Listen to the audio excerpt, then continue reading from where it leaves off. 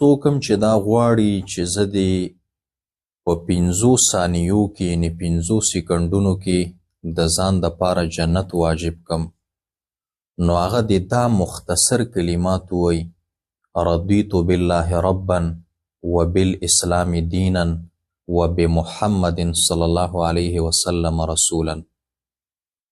دا مختصر کلمات دی ووایي، نو د دغه انسان دپاره به جنت واجب شي.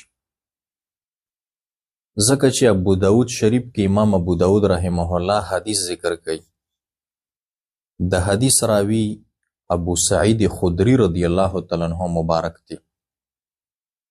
هغه مبارک فرمایي وی رسول الله صلی الله علیه وسلم مبارک فرمایل: کم یو انسان چې دا کلمات ووایي چې رضیت بالله ربا وبالاسلام دینا وبمحمد صلی الله